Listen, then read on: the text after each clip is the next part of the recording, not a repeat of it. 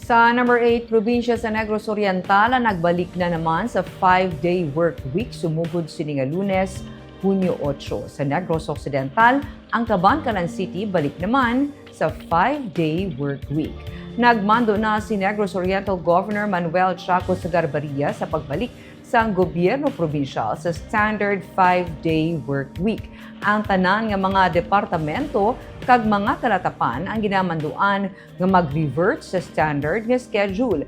Ang mga empleyado kag mga opisyal ang mag-report Lunes tubtub Biyernes las 8 sang aga tubtub las 5 sang hapon sa pagpasiguro nga mayara sang serbisyo para sa mga pumuluyo sa sulod sang sining mga regular hours.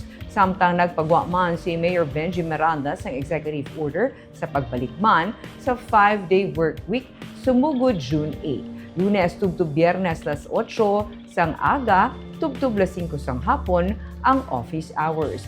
Ginabisuhan man ang mga empleyado nga sila ang required sa pag-attend sa flag raising ceremony.